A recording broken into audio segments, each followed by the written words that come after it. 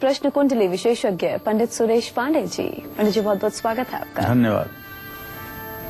काल को भी मात देगी 84 महादेव की पूजा, ग्रह दोषों को शांत करेगा 84 महादेव का अभिषेक।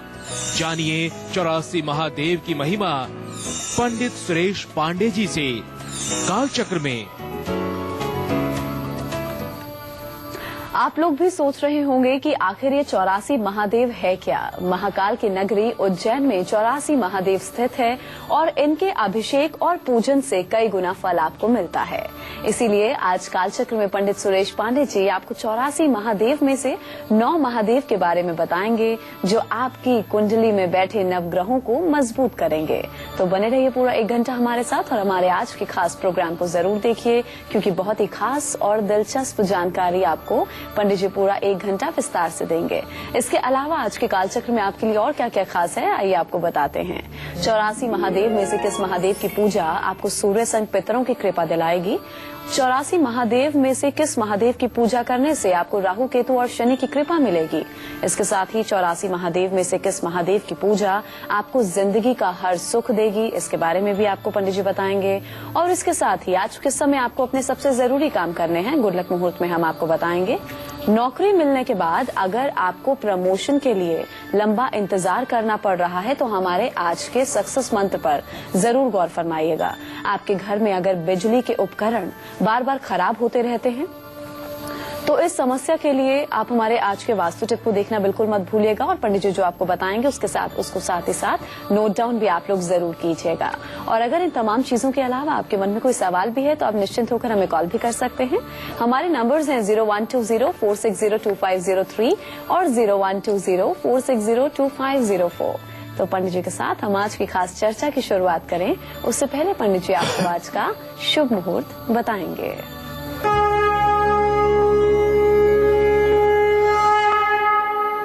18 जनवरी 2016 दिन सोमवार।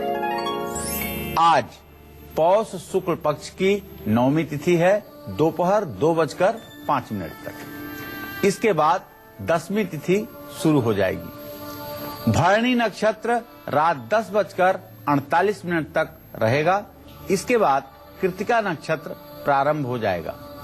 राहु काल सुबह 7:30 बजे से 9 बजे तक का है।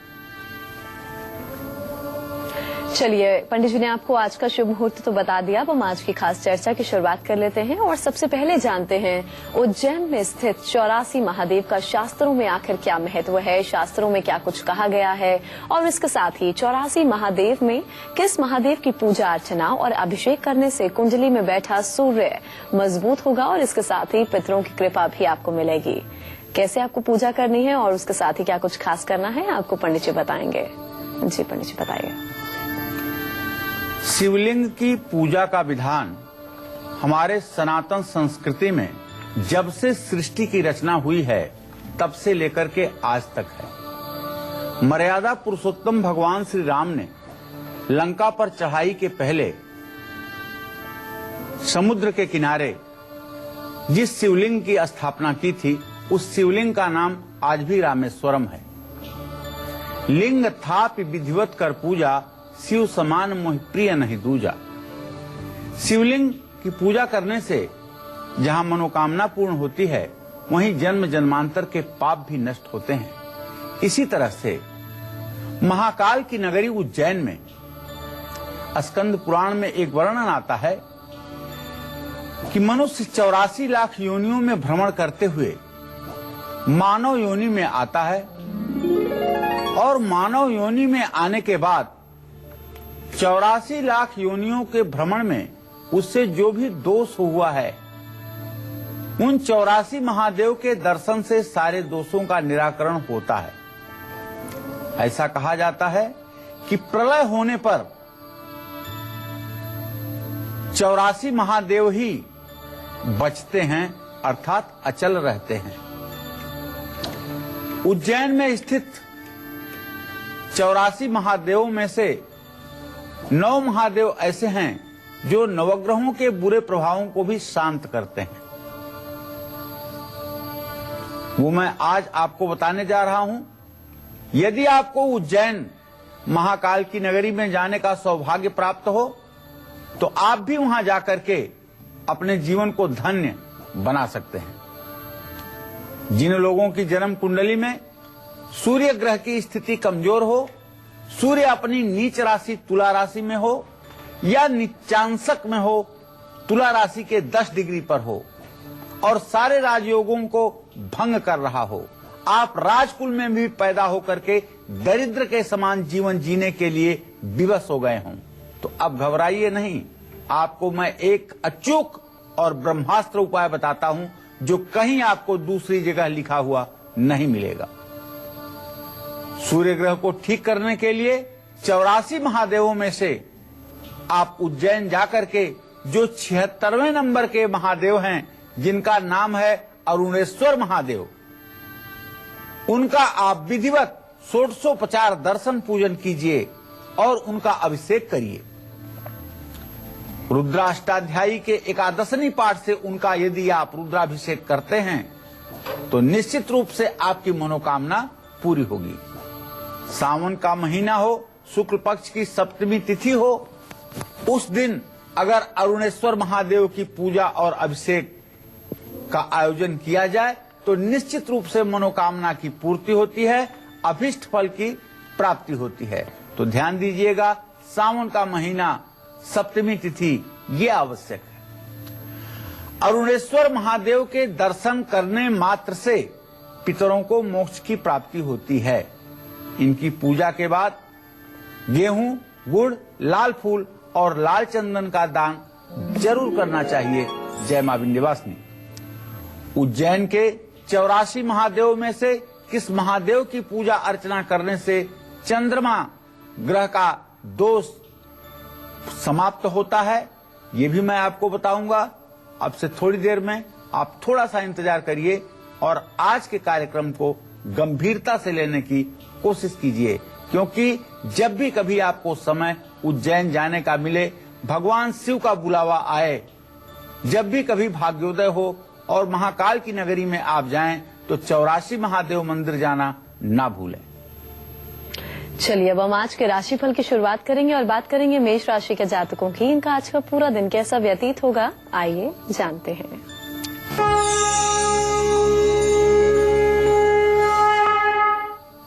आज मेष राशि के जातकों के ग्रह गोचर को अगर देखें तो 18 डिग्री 35 कला पर इस समय चंद्रमा की स्थिति है और मंगल की पूरी दृष्टि इस समय चंद्रमा के ऊपर बन रही है। मंगल मेष राशि का स्वामी भी है। आज आप अपने लक्ष्य पर ध्यान दें।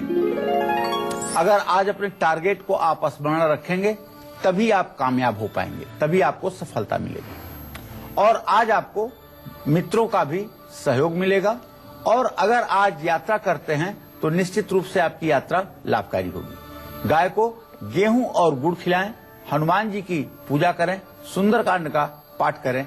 जय मां विंध्यवासिनी। और अब वृषभ राशि के जातकों का आज का हाल।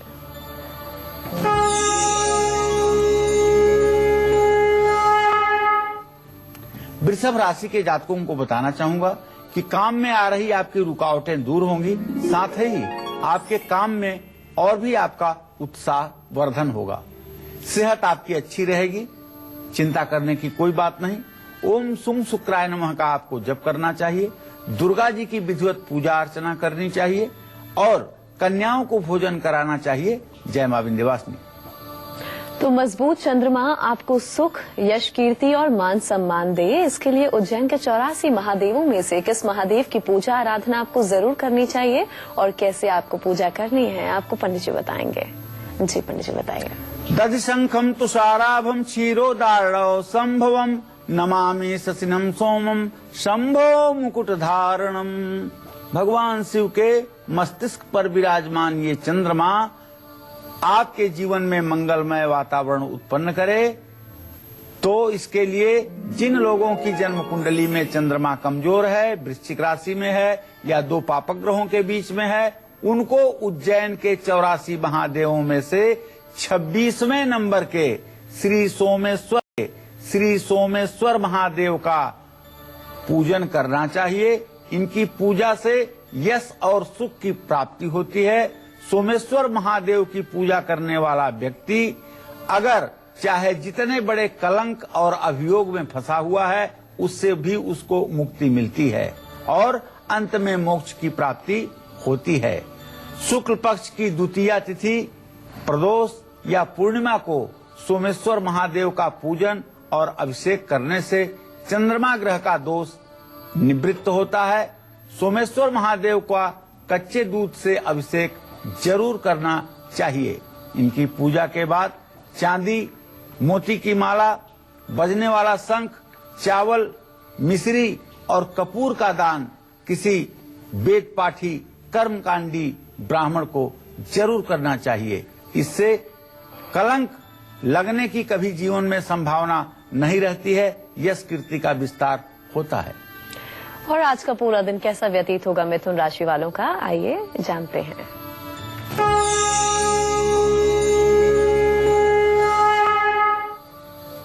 आज मिथुन राशि के जातकों को अधिकारियों से सहयोग मिलेगा। कारोबार के लिए बहुत अच्छा समय चल रहा है। पार्टनर का भी पूरा सहयोग आपको मिलेगा। ओम गंग गणपताय नमः का मंत्र जप करें, गणेश जी को लड्डू और दुर्वांकुर अर्पित करें और हरी मूंग का दान करें। जय मां विंध्यवासिनी। और अब हम आपको बताएंगे कि आज का गुड लक मुहूर्त क्या है, जिस मुहूर्त में आपको अपने आज के सबसे जरूरी काम करने हैं, जो कि आप सभी के लिए गुड लक साबित होंगे। जी पंडित जी, गुड लक मुहूर्त। आज कोई भी जरूरी काम आप अभिजीत मुहूर्त या अमृत मुहूर्त में कर लीजिए। अभिजीत मुहूर्त दोपहर 12:10 से 12:52 तक है और अमृत मुहूर्त आज शाम 6:14 से 7:45 तक है। इसमें जिस किसी कार्य का आप शुभारंभ करेंगे उसमें आपको सफलता जरूर मिलेगी। तो पंडित जी के साथ हम आज की चर्चा को आगे बढ़ाएं, उससे पहले कर्क राशि के जातकों की किस्मत का हाल।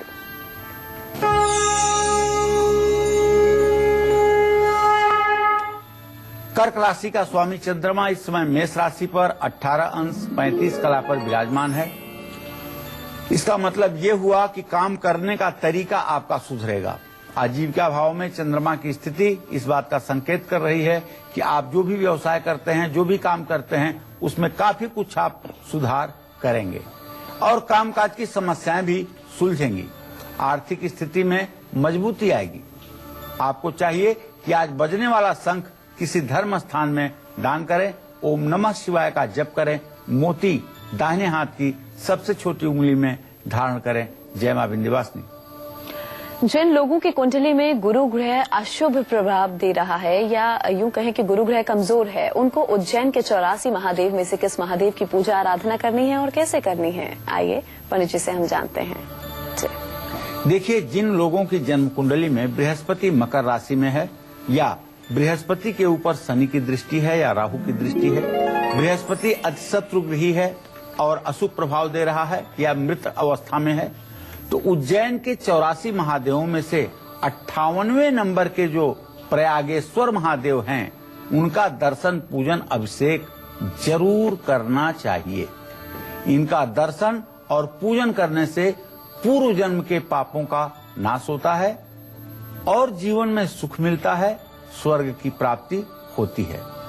शुक्ल पक्ष की पूर्णिमा को पूजन और अभिषेक करने से गुरु ग्रह की शांति होती है। प्रयागेश्वर महादेव का संतरे के रस से अभिषेक जरूर करना चाहिए। पूजा के बाद सोना, चने की दाल, पीला कपड़ा और हल्दी का दान भी करना चाहिए। जय मां विंध्यवासिनी। कुंडली में राहु ग्रह अगर अशुभ प्रभाव दे रहा है तो उज्जैन के 84 महादेव जो हैं, उनमें से किस महादेव का कब पूजन करना चाहिए, ये जानने के लिए भी आप हमारे साथ बने रहिएगा और देखते रहिएगा कालचक्र। जी हाँ, तो उज्जैन के 84 महादेवों में से 3 महादेव की तो हमने बात कर ली। बाकी 6 महादेव कुंडली में बैठे किन ग्रहों को मजबूत करेंगे और साथ ही आपको उनका शुभ प्रभाव भी मिलेगा। उज्जैन में स्थित 84 महादेवों में से 9 महादेव की पूजा आराधना से 9 ग्रहों की कृपा आपको मिल सकती है। इसीलिए आज पंडित सुरेश पांडे जी आपको 84 महादेवों में से 9 महादेव की खास पूजा अर्चना के बारे में बता रहे हैं।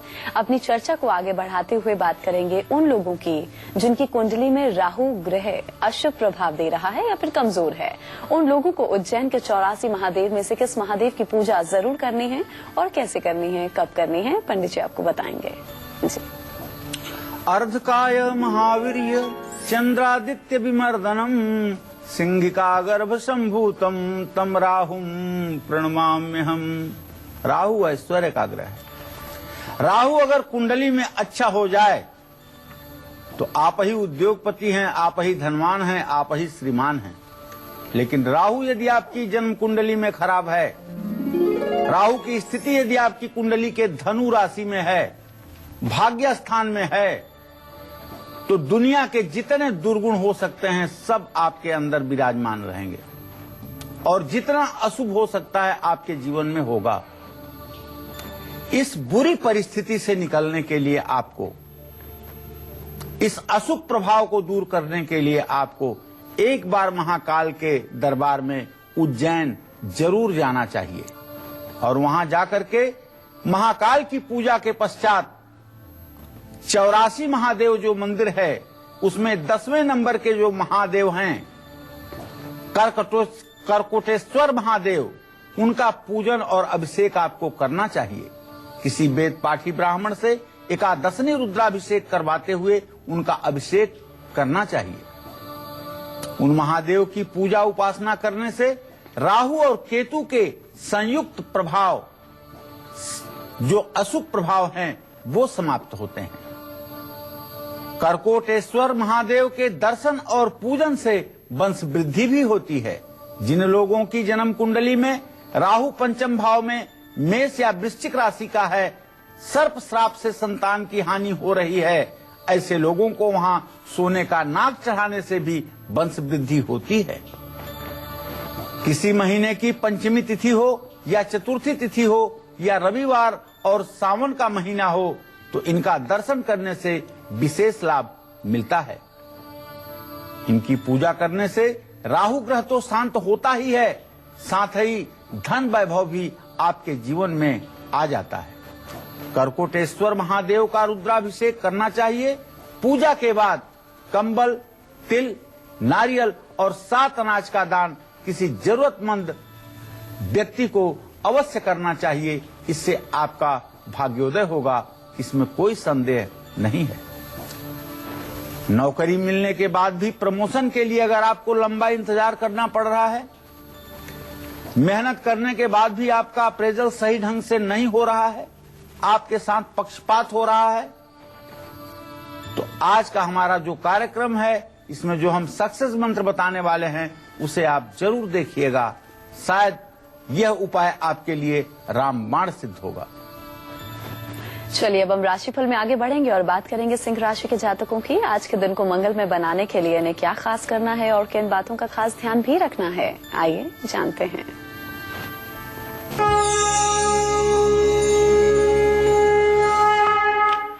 सिंह राशि के जातकों को बताना चाहूंगा कि आपकी राशि से केंद्रस्थ बृहस्पति और शुक्र की स्थिति है, जिससे आपके विकास के नए रास्ते खुलेंगे। कामकाज में थोड़ी सी देरी होगी, जिससे आप स्वभावतः बेचैन हो सकते हैं। साथ में आपको मेहनत भी थोड़ा सा ज्यादा करनी पड़ सकती है। आज आपको चाहिए राम रक्षा स्तोत्र का पाठ करें और अपने पिता का आशीर्वाद लें। गेहूं का दान किसी जरूरतमंद को करेंगे तो आपका भाग्योदय होगा। जय मां विंध्यवासिनी। तो जिन लोगों की कुंडली में बुध ग्रह अशुभ प्रभाव दे रहा है या फिर यूं कहें आपकी कुंडली में बुध ग्रह कमजोर है, वैवाहिक जीवन में कहीं न कहीं परेशानियों का सामना आपको करना पड़ रहा है, जिंदगी रुकावटों से भर गई है, तो उन लोगों को उज्जैन के 84 महादेव में से किस महादेव की आराधना कैसे करनी है, कब करनी है, आइए पंडित जी से हम जानते हैं। जी पंडित जी बताइए। प्रियंगु कलिकाभासम रूपेण प्रतिमं बुधम सौम्यम सौम्य गुणोपेतम तम बुधम प्रणमाम्यहम। बुद्धि का और वाणी का कारक ग्रह बुध जिन लोगों की जन्म कुंडली में खराब होता है, उन्हें हकलाहट होती है, अपनी बात को ठीक से कह नहीं पाते हैं, उनका बौद्धिक विकास नहीं होता है, ऐसे बच्चों का पढ़ाई में इंटरेस्ट नहीं होता है या पढ़ते हैं भूल जाते हैं। अगर ऐसा आपके भी परिवार के किसी सदस्य के साथ है तो उसे लेकर के आप उज्जैन जाएं। उज्जैन के महाकालेश्वर का दर्शन पूजन करने के बाद उज्जैन के 84 महादेवों में से 69वें नंबर के जो संगमेश्वर महादेव हैं उनका आप दर्शन पूजन करें और अभिषेक करें। संगमेश्वर महादेव की पूजा से दाम्पत्य जीवन भी सुखी रहता है और शुक्ल पक्ष की पंचमी को इनकी पूजा करने से विशेष फल की प्राप्ति होती है। गन्ने के रस से इनका अभिषेक करना शुभ होता है। पूजा के बाद मूंग की दाल, कांसा का बर्तन, घी और मिश्री का दान करने से सब प्रकार के बुध ग्रह के अशुभ प्रभाव समाप्त होते हैं, शुभ फल की प्राप्ति होती है। जो लोग संगीत के क्षेत्र में हैं उन्हें तो इस संगमेश्वर महादेव का दर्शन पूजन वर्ष में एक बार जरूर करना चाहिए ताकि उनका स्वर हर समय सुंदर बना रहे, आकर्षक बना रहे और लोगों को मधुर लगे, इस बात का प्रयास करना चाहिए।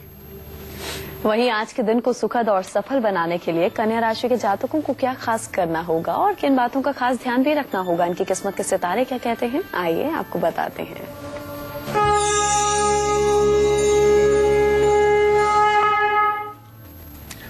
कन्या राशि के जातकों को बताऊं कि आज आपका आत्मकारक ग्रह है शुक्र और अमात्य कारक ग्रह है बृहस्पति। दोनों नैसर्गिक शत्रु हैं, इसलिए आज आपको अपने मित्रों से मतभेद की संभावना दिखाई देगी और थोड़ी सी नींद की कमी भी हो सकती है। लेकिन सबसे बड़ी बात जो आज आपके लिए है, यदि आप राजनीति के क्षेत्र में हैं तो आज आपका मान सम्मान जरूर बढ़ेगा। आज आपको योगेश्वर भगवान श्री कृष्ण की पूजा करनी चाहिए। हरा चारा अगर हो सके तो हाथी को खिलाना चाहिए और कांसे का एक कटोरा किसी धर्म स्थान में दान करना चाहिए। जय मां विंध्यवासिनी। पंडित जी के साथ हम चर्चा को आगे बढ़ाएं उससे पहले हमारे दर्शक लुधियाना से आयुष जुड़े हैं, उनसे हम बात कर लेते हैं। जी आयुष जी, आप पूछ सकते हैं, क्या पूछना चाहते हैं? हेलो, हाँ जी, नमस्कार पंडित जी। सुखी रहो बेटा। नमस्कार पंडित जी। सुखी रहो। सर जानना चाहता हूँ, मेरे वो अपना कारोबार के बारे में जानना चाहता हूँ सर। आयुष कितने साल के हो बेटा? मेरा जन्म है 16 जून 1992। 16 जून 1992। जी, क्या जानना चाहते हो? मेरा कारोबार आगे नहीं बढ़ रहा सर। मैंने ना एक शॉप ली है अपनी दुकान। चलो अभी बताना चाहूंगा कि 23 साल पूरा कर रहे हो, 24वें साल में आपका प्रवेश हो रहा है। मंगल और शनि की जो स्थिति है द्वितीय द्वादश की है। अभी कम से कम 26 अक्टूबर 2017 तक किसी काम में सफलता होने में आपके विलंब है। किसी भी काम में सफल होने के लिए 26 अक्टूबर 2017 तक का आपको इंतजार करना पड़ेगा। आपको चाहिए कि आप शनिवार को हनुमान चालीसा का पाठ किसी हनुमान मंदिर में बैठ करके करें। शनिवार के दिन यदि आप हनुमान चालीसा के 10 पाठ किसी हनुमान मंदिर में करेंगे, लड्डू और तुलसी का प्रसाद चढ़ाएंगे तो निश्चित रूप से आपको अच्छा रास्ता मिल जाएगा। चलिए अब हम अपनी चर्चा को आगे बढ़ा लेते हैं और बात करेंगे शुक्र ग्रह की। कमजोर शुक्र की वजह से अगर आपकी जिंदगी में भी परेशानियां लगातार बढ़ती जा रही हैं तो उज्जैन के 84 महादेव में से किस महादेव का आपको कैसे अभिषेक करना है और कैसे पूजा आराधना करनी है, आइए पंडित जी आपको बताएंगे। जी पंडित जी बताइए। हिमकुंद मृडालाभम दैत्यानाम गुरुम परम सर्वशास्त्र प्रवक्तारम भार्गवम प्रणमाम्य हम। देखिए भाई, शुक्र ग्रह जिनकी कुंडली में खराब होता है उनका वैवाहिक जीवन, उनका दाम्पत्य जीवन एकदम नष्ट भ्रष्ट होता है। ऐसे लोगों का तो प्रायः विवाह ही नहीं होता है और अगर विवाह हो भी गया तो दाम्पत्य जीवन बिल्कुल खराब होता है। विलासिता तो जीवन में होती ही नहीं, वैभव की कमी रहती है, आदमी सुख से बहुत दूर रहता है। अगर शुक्र से बहुत दूर रहता है, अगर शुक्र ग्रह का आपके जीवन पर भी अशुभ प्रभाव मिल रहा है, शुक्र आपकी कुंडली में अस्त व पाप पीड़ित है, तो आप भी महाकाल के दरबार में जाइएगा। महाकाल का दर्शन पूजन करने के बाद उज्जैन के 84 महादेव मंदिर में जो पहले नंबर के अगस्तेश्वर महादेव का शिवलिंग है उसका दर्शन पूजन और अभिषेक करिएगा। अष्टमी, चतुर्थी और सावन में इनकी पूजा करने से आपकी हर मनोकामना पूरी होगी, मोक्ष की प्राप्ति होगी और इस जन्म में आपको हर प्रकार के वैभव की प्राप्ति होगी। छाछ या दही से इनका अभिषेक करने से शुभ फल की प्राप्ति होती है। पूजा के बाद सफेद चंदन, घी, चावल, चीनी, दूध या दही का दान और दही से अभिषेक आपके लिए लाभकारी होगा। निश्चित रूप से यह उपाय आपके दाम्पत्य जीवन में, आपके पारिवारिक जीवन के लिए बहुत ही ज्यादा लाभकारी होंगे। जो छोटे बच्चे नेत्र रोग से परेशान हैं, आंख के रोग से परेशान हैं, उन्हें चाहिए कि इन महादेव की पूजा उनके माता पिता जरूर करवाएं ताकि उनका नेत्र विकार दूर हो सके। जय मां विंध्यवासिनी। जिन लोगों की कुंडली में शनि अशुभ फल दे रहा है, ढेरों परेशानियों का सामना करना पड़ रहा है, उन लोगों को उज्जैन के 84 महादेव की पूजा करनी चाहिए। कौन से महादेव की पूजा करनी चाहिए ये भी मैं बताऊंगा थोड़ी देर। अगर आपकी कुंडली में केतु ग्रह अशुभ प्रभाव आपको दे रहा है और मान सम्मान को कहीं ना कहीं ठेस पहुंच रही है और तमाम परेशानियों का सामना भी आपको करना पड़ रहा है, तो इससे बचने के लिए आपको किस महादेव की कैसे पूजा आराधना करनी है, पंडित जी आपको बिल्कुल बताएंगे। उससे पहले तुला राशि के जातकों का आज का राशिफल।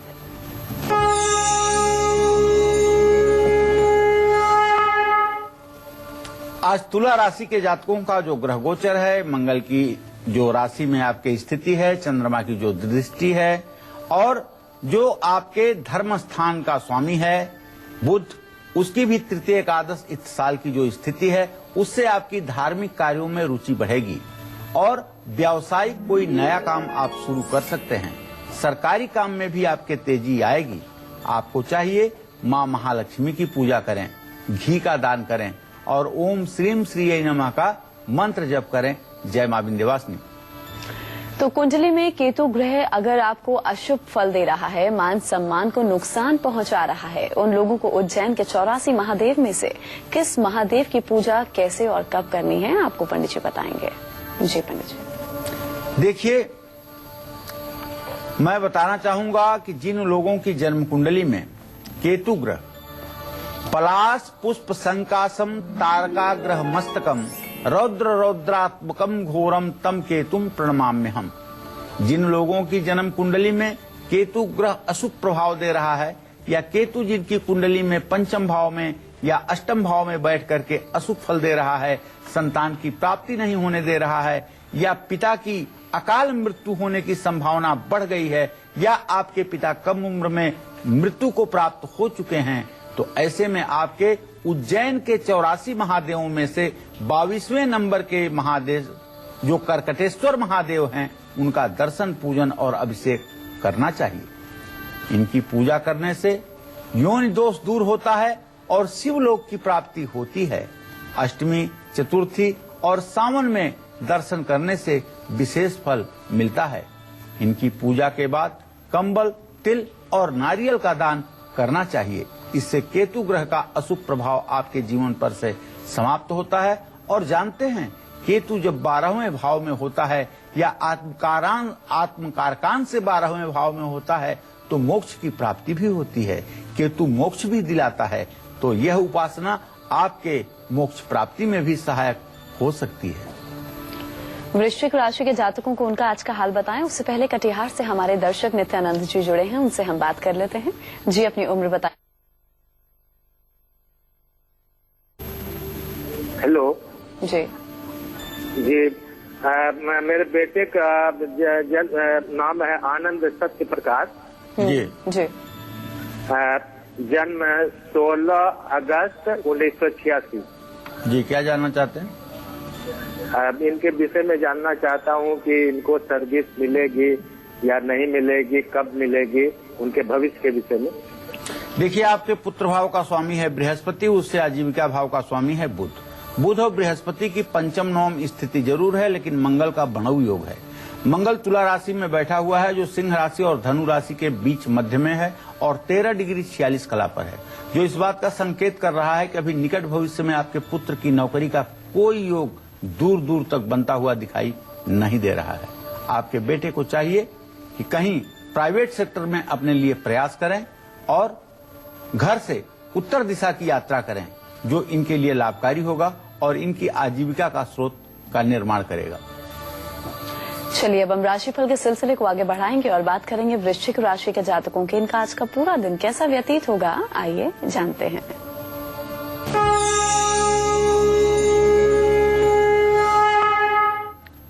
वृश्चिक राशि में इस समय शुक्र शनि दोनों ग्रहों की स्थिति है और प्रत्यक्ष वैरा दृष्टि से बृहस्पति की भी दृष्टि बन रही है। तो आज आपको दोस्तों का तो सहयोग मिलेगा, लेकिन जीवन साथी का पूरा पूरा ख्याल रखिएगा। घर परिवार में शांति का माहौल रहेगा। लाल फूलों की माला आपको दुर्गा जी को चढ़ानी चाहिए। लाल चंदन का तिलक माथे पर लगाना चाहिए और रोटी गाय को खिलानी चाहिए। जय मां विंध्यवासिनी। आपके घर में अगर बिजली के उपकरण बार बार खराब होते रहते हैं, कभी आपकी एमसीबी उड़ जाती है, तो कभी आपकी फ्रिज खराब हो जाती है, कभी आपका टीवी जल जाता है, तो कभी आपका कंप्यूटर खराब हो जाता है, तो कौन सा वास्तु का उपाय है जो आप कर लें और इन नुकसानों से बच जाएं? इस विषय में भी आज मैं वास्तु टिप में चर्चा करूंगा, तो जरूर देखिएगा आज का वास्तु टिप। चलिए अब हम शनि ग्रह की बात कर लेते हैं। अगर कुंडली में शनि ग्रह कमजोर है और आपको कहीं न कहीं अशुभ प्रभाव का सामना करना पड़ रहा है, तो उस पर अब पंडित जी आपको बताएंगे। शनि पीड़ा ने आपकी जिंदगी अगर उथल पुथल कर दी है, हमेशा किसी न किसी मुश्किल में आप फंसे रहते हैं, तो ऐसे में उज्जैन के 84 महादेव में से किस महादेव की पूजा आपको करनी है, कैसे करनी है और कब करनी है, आइए आपको बताते हैं। जी पंडित जी बताइए।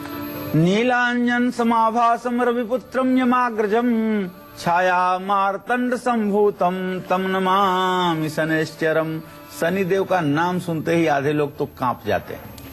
यही कारण है कि आज पूरे देश में शनि मंदिर की बाढ़ आ गई है। प्राचीन काल में लोग शनि से डरते थे, शनि का मंदिर नहीं निर्माण करवाते थे, पीपल के पेड़ के नीचे शनिदेव की पूजा करते थे।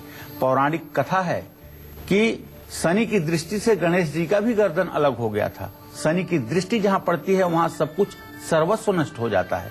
लेकिन आज मंदिरों में शनि की आंखें भी हैं और वहाँ लोग दर्शन पूजन भी डट कर रहे हैं। किसी को शनि से डर नहीं लग रहा है, जबकि इसका अशुभ प्रभाव पड़ता है। जिन लोगों की कुंडली में शनि ग्रह अशुभ फल दे रहा है, उनको उज्जैन के 84वें महादेव में से 50वें नंबर के अस्थावरेश्वर महादेव का दर्शन पूजन करना चाहिए। इनकी पूजा से सभी मनोकामनाएं पूरी होती हैं, ग्रह दोष दूर होता है और स्वर्ग की प्राप्ति भी होती है। कृष्ण पक्ष के प्रदोष में इनकी पूजा और अभिषेक करने से संतान की भी प्राप्ति होती है। काले अंगूर के रस से इनका अभिषेक करना चाहिए। अभिषेक के बाद दान में तिल का तेल, लोहा, काली उड़द का दान भी किसी जरूरतमंद बुजुर्ग को करना चाहिए। इससे निश्चित रूप से शनि ग्रह के अशुभ प्रभाव समाप्त होते हैं। जय मां विंध्यवासिनी। चलिए अब हम धनु राशि के जातकों को उनका आज का हाल बताते हैं।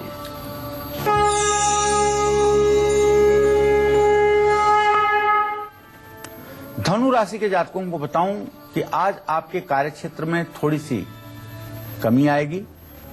यात्रा सफल और सुखदायी रहेगी। अपनी मां की सेवा का आज आपको पूरा अवसर प्राप्त होगा।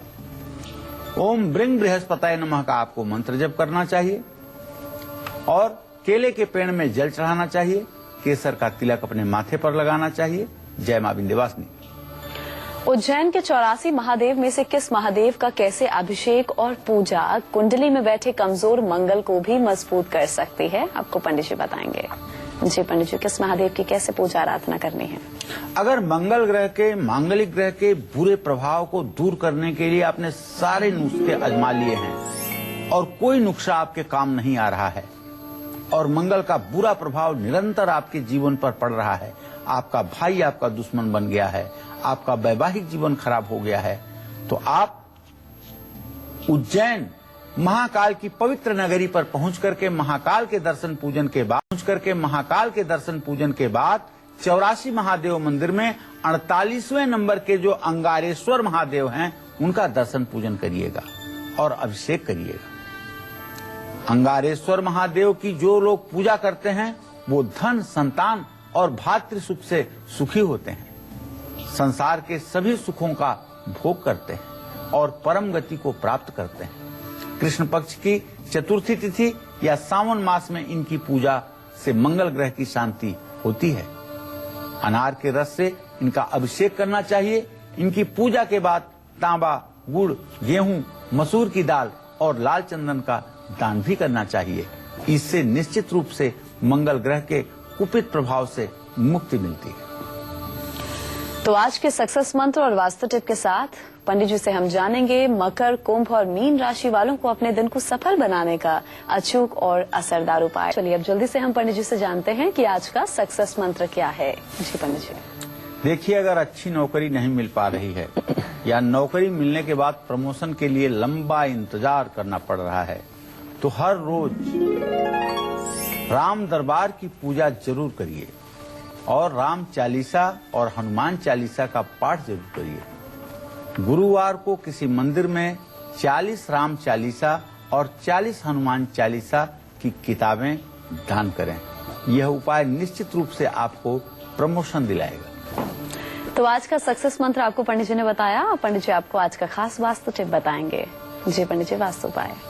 आपके घर में अगर सचमुच में बिजली के उपकरण बार बार खराब हो रहे हैं, बिजली के मोटर को मुख्य द्वार की दिशा में लगाएं। साथ ही बिजली की जो मीटर है, मीटर जहां से बिजली की इनकमिंग होती है, उसको मुख्य द्वार की दिशा में लगाएं। साथ ही हर कमरे के मुख्य द्वार की दाहिनी तरफ स्विच बोर्ड लगवाना न भूलें। इससे निश्चित रूप से आपके घर में बिजली के उपकरणों के खराबी में कमी आएगी। तो ये था आज का वास्तु टिप। अब राशिफल को हम आगे बढ़ाएंगे और बात करेंगे मकर राशि के जातकों के। इनका आज का पूरा दिन कैसा व्यतीत होगा, आइए जानते हैं।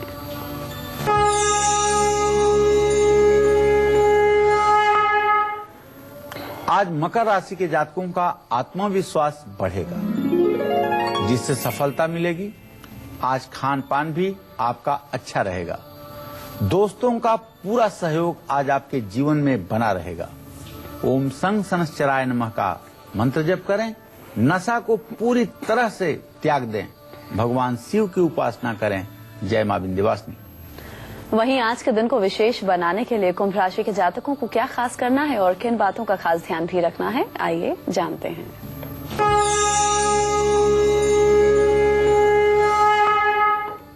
कुंभ राशि के जातक आज अधिकारियों से बहस ना करें। आज इसकी संभावना ज्यादा है जो आपके लिए नुकसानदायक होगी, इसलिए सावधानी बरतें। आर्थिक स्थिति पर असर पड़ेगा। आर्थिक स्थिति में कमजोरी आ सकती है, लेकिन वाहन का सुख भरपूर आपको मिलने वाला है। आज आप नई गाड़ी भी खरीद सकते हैं। शिवलिंग का गंगा जल से अभिषेक करें। शिव जी की पूजा करें। काले तिल से हवन करें। जय मां विंध्यवासिनी। पटियाला से हमारे दर्शक गुरचरण जुड़े हैं, उनसे हम बात कर लेते हैं। जी अपनी उम्र बताइए और आप सवाल पूछ सकते हैं। क्या पूछना चाहते हैं गुरचरण जी? आवाज आ रही है? उन तक लगता है हमारी आवाज नहीं पहुंच रही है। हम राशिफल में आगे बढ़ेंगे और बात करेंगे मीन राशि के जातकों की।